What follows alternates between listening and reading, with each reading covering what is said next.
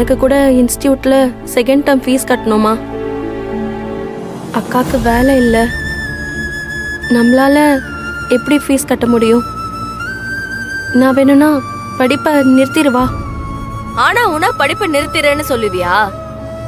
இது அக்கா கேட்ட எவ்வளவு சங்கடப்படும் தெரியுமா? இங்க பாரு, டாக்டர் ஆகணுங்கிறது தானே உன் லட்சியம். அதுக்காக தானே அக்கா இவ்ளோ கஷ்டப்பட்டு உன்னை படிக்க வைக்குது. எப்படியாவது படிச்சு நீ டாக்டர் ஆகணும்டி.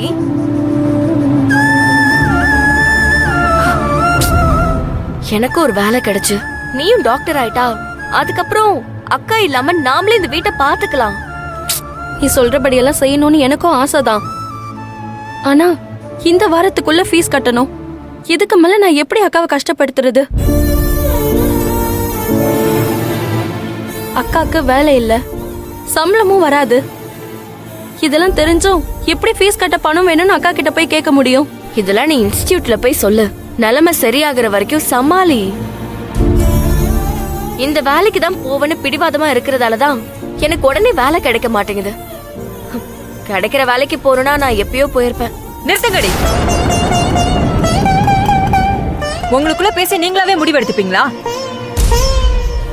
ரெண்டு பேரும் பெரிய மனுஷன் ஆயிட்டீங்களாக்கும். இருங்க, மகாக்கு போன் பண்ணி சொல்றேன். எதா இருந்தாலும் அவகிட்ட பேசிக்கோங்க.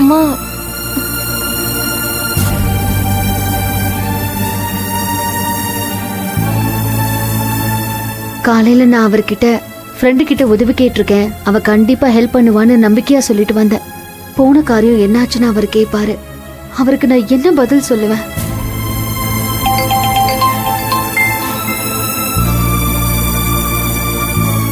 ஹலோ மா.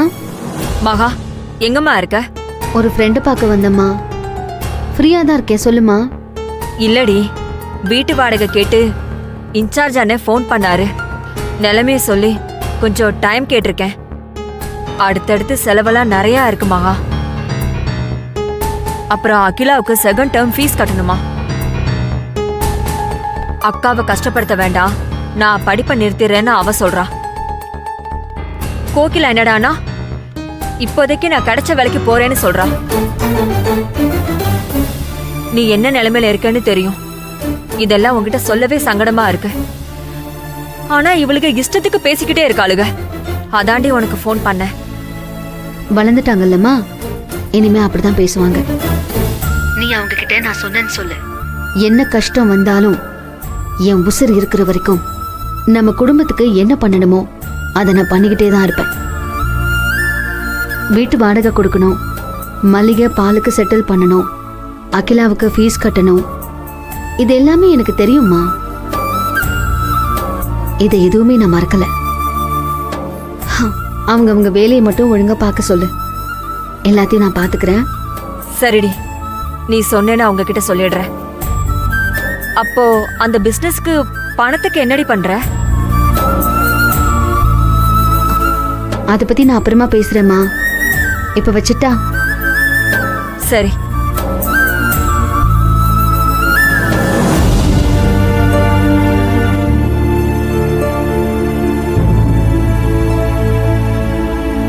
உங்க வேலையை மட்டும் பார்த்தா போதும்னு அக்கா சொல்ல சொன்னா.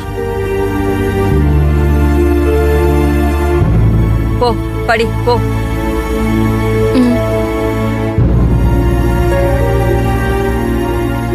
உனக்கு ஒண்ணு வேலை இல்லையா? ஏன் இல்ல, நிறைய இருக்கு. போ.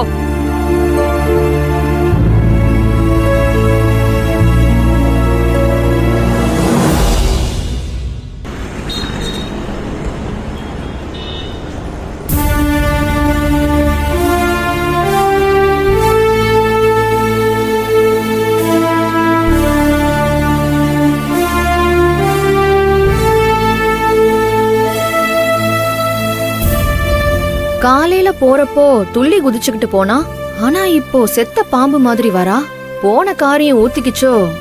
இவ்வளவு நேரம் என்ன பண்றதுன்னு தெரியாம ரொம்ப போர் அடிச்சுது. டைம் பாஸுக்கு ஆள் வந்துட்டா. போய் அவளை வம்பிழுப்போம்.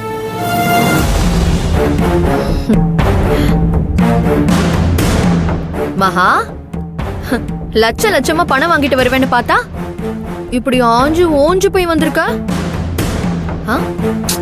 போன இடத்துல உனக்கு ஒரு தண்ணி கூட கொடுக்கலையா? ஐயோ சி பாவம். போறப்ப காலியா இருந்த ஹேண்ட்பேக் வரும்போது அப்படியே பணத்தால மூட்டை மாதிரி நிறைஞ்சிருக்கோன்னு பார்த்தேன். பேக்கோட வயிறு ஒட்டி போயிருக்கு. என்னாச்சு?